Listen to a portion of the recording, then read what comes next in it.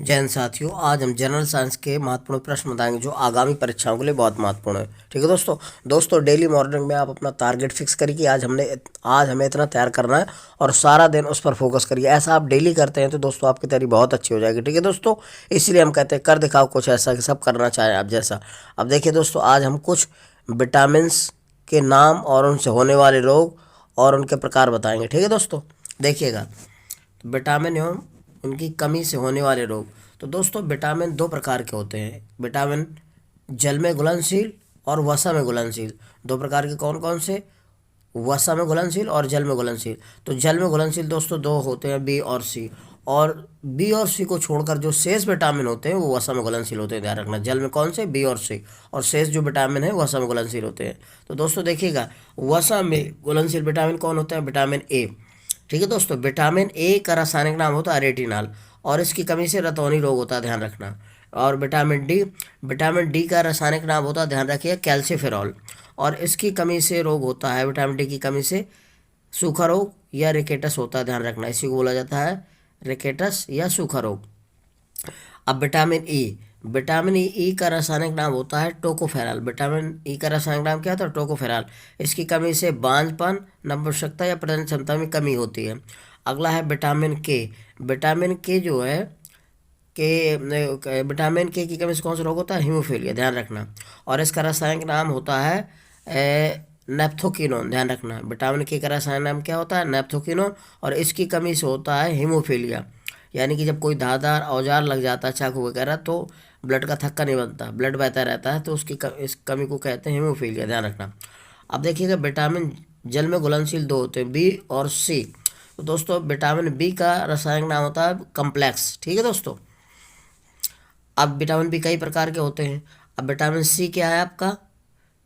Vitamin C की कमी से क्या होता है? स्कर्वी रोग होता है। और विटामिन सी का रासायनिक नाम क्या है? स्कार्बिक अम्ल। ठीक है दोस्तों, अब आगे देखिए, विटामिन जो है आपके बी कितने प्रकार के होते हैं? देखिए, पहला होता है बी 1। तो विटामिन बी 1 की कमी से होता है बेरी बेरी रोग। ठीक है, विटामिन बी 2 की कमी से होता है कोलोसिस। विटामिन बी 2 की कमी से होता है कोलोसिस। और विटामिन बी 3 के से होता है बांझपन, ध्यान रखना, जिसको बंध्याकरण कहते हैं। और विटामिन बी 5 की कमी से होता है फेलाग्रा। और विटामिन बी 6 की कमी से होता है एनीमिया। और विटामिन 12 की कमी से होता है एनीमिया, ध्यान रखना। और विटामिन एच की कमी से होता है त्वचा रोग होते हैं, ध्यान रखना। ठीक है दोस्तों, तो इस चार्ट से आप तैयार करिए और इनको अच्छी तरह से। अगला है, किन दो विटामिन का मानव शरीर में संश्लेषण हो जाता है? ऐसे कौन से विटामिन है दोस्तों जिनका मानव शरीर में संश्लेषण हो जाता है? यह पूछा जाता है अक्सर। तो नियासिन और विटामिन डी का संश्लेषण हो जाता है। कौन से? नियासिन और विटामिन डी का मानव शरीर में संश्लेषण होता है, ध्यान रखिएगा। अगला है, चावल के धोने से कौन सा विटामिन नष्ट हो जाता है? तो थायमिन बी 1।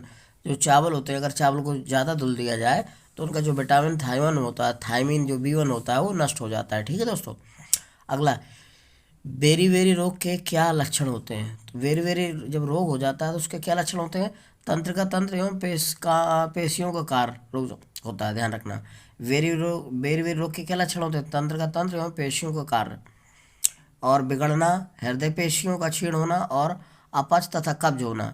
तो बेरी बेरी जब रोग होता है दोस्तों तो तंत्र का तंत्र एवं पेशियों के कार्य बिगड़ना और हृदय पेशियों का क्षीण होना और अपच तथा कब्ज बनती है। अगला है, अनाज के छिलके में मुख्यतः कौन सा विटामिन पाया जाता है? तो थायमिन बी 1 पाया जाता है। अनाज के जो छिलके होते हैं उनमें कौन सा विटामिन पाया जाता है? Thiamine B 1। अगला है, विटामिन विटामिन बी किस विटामिन की एक अन्य संज्ञा है? तो राइबोफ्लोविन बी 2, ध्यान रखना। विटामिन बी किस विटामिन की अन्य संज्ञा है, यानी कि क्या नाम है? तो राइबोफ्लोविन बी 2। अगला, नियासिन विटामिन की अन्य उपमाएं कौन सी हैं? तो नियासिन विटामिन को और किस नाम से जाना जाता है? इसका मतलब ये है, तो निकोटिक अम्ल या विटामिन पीपी, ध्यान रखना। नियासिन विटामिन को क्या कहा जाता है? तो निकोटिक अम्ल या विटामिन पीपी। अगला है, जीभ व त्वचा पर दाने और पपड़ियाँ पड़ना किस विटामिन की कमी का लक्षण है? जीभ व त्वचा पर दाने और पपड़ियाँ पड़ना किस विटामिन कमी का लक्षण है? निकोटिक अम्ल या नियासिन का, ध्यान रखना, निकोटीन या नियासिन का। अगला है विटामिन B6 का रासायनिक नाम क्या है? तो पायरोडॉक्सिन है, ध्यान रखना। विटामिन बी का रासायनिक नाम क्या होता है? विटामिन B6 का, सॉरी, पायरोडॉक्सिन, पायरिडॉक्सिन। अगला है फोलिक अम्ल की कमी से कौन सा रोग हो जाता है? तो एनीमिया तथा वृद्धि कम हो जाना। फोलिक अम्ल की कमी से रोग होता है एनीमिया और वृद्धि का कम होना, ठीक है। अगला है किस विटामिन को एंटी कैंसर विटामिन की संज्ञा दी गई है? तो विटामिन B17 को, ध्यान रखना। किस विटामिन को एंटी कैंसर विटामिन की संज्ञा दी गई है? तो विटामिन B17 को। अगला है किस विटामिन को प्रतिस्कारक कारक की उपमा दी गई है? तो विटामिन C को। किस विटामिन को प्रतिस्कारवेटिक कारक की उपमा दी गई है? तो विटामिन C को। किस विटामिन की कमी से फैटी लीवर का विकास होता है? किस विटामिन की कमी से फैटी लीवर का विकास होता है? तो कोलिन की कमी से, ध्यान रखना। विटामिन फैटी एक किस विटामिन की कमी से होता है? कोलिन की कमी से होता है, ध्यान रखना। किस विटामिन की कमी से फैटी लीवर का विकास होता है? तो कोलिन की कमी से। अगला है किस विटामिन को एंटी एल्पोसिया फैक्टर प्रतिगंजापन कारक की संज्ञा प्रदान की गई? एनोसिटाल, ध्यान रखना। किस विटामिन को एंटी एल्पोसिया फैक्टर प्रतिगंजापन कारक की संज्ञा दी गई है? तो एनोसिटाल। किस विटामिन को विटामिन इन एनोदर विटामिन कहते हैं? किस विटामिन को विटामिन इन एनोदर विटामिन कहते हैं? तो पैरा एमिनो बेंजोइक अम्ल को कहते हैं, पैरा एमिनो बेंजोइक अम्ल को कहते हैं, ठीक है। अगला है विद्युत चुंबकीय बलों का मापन किस नियम के आधार पर किया जाता है? विद्युत चुंबकीय बलों का नियम मापन किस नियम के आधार पर किया जाता है दोस्तों? यानी कि विद्युत चुंबकीय बलों को मापन किस नियम से करते हैं? तो कूलाम के नियम से करते हैं, ध्यान रखना। विद्युत चुंबकीय बलों का मापन कूलाम के नियम से किया जाता है। अगला है क्रीम निकालने की मशीन में क्रीम दूध से अलग किस बल के कारण? तो आप केंद्रीय बल के कारण होता है, ध्यान रखना। क्रीम निकालने वाली मशीन किस सिद्धांत पर कार्य करती है? तो ध्यान रखना, आप केंद्रीय बल के सिद्धांत पर कार्य करती है, आप केंद्रीय। क्रीम निकालने की मशीन में क्रीम दूध से अलग किस बल के कारण होता है? तो आप केंद्रीय बल के कारण। चक्री झूले पर झूलते समय व्यक्ति बाहर की ओर धक्का क्यों महसूस होता है? यानी चक्री जो झूले पर समय व्यक्ति कोई बाहर की ओर उसको धक्का महसूस होता है जब झूलता है, तो वो भी अपकेंद्री बल के कारण होता है, ध्यान रखना। किसके कारण? अपकेंद्री बल के कारण।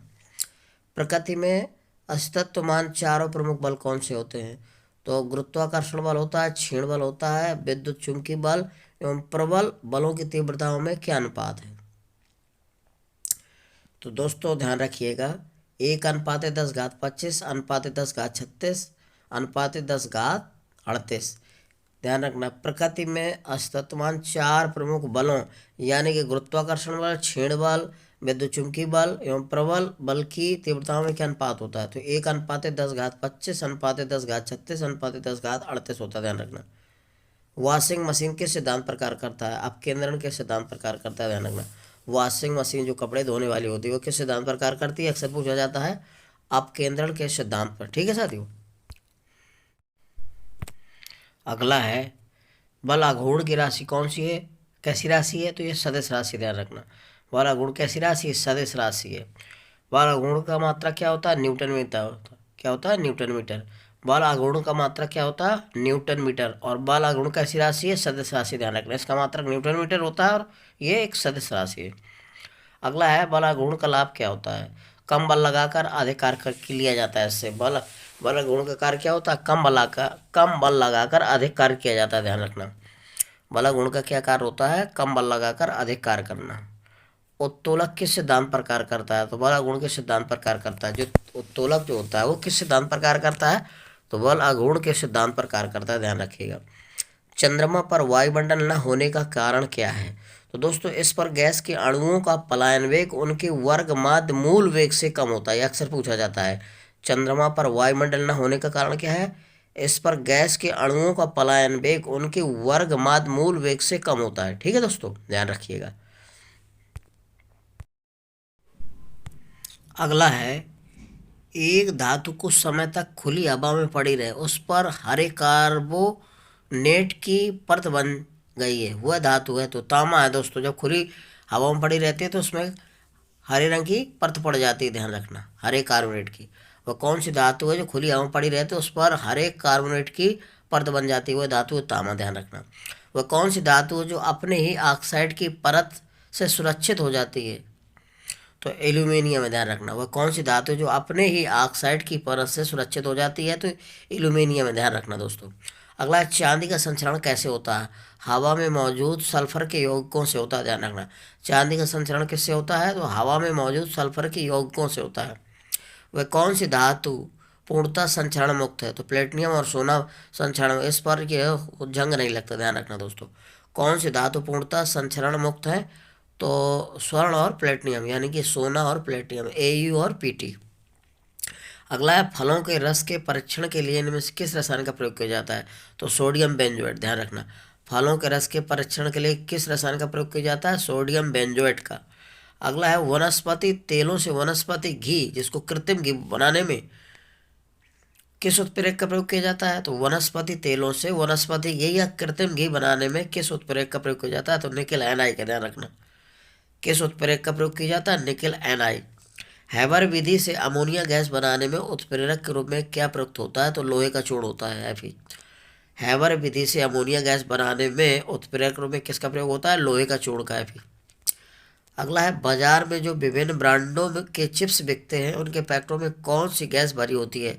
तो नाइट्रोजन, ध्यान रखना है।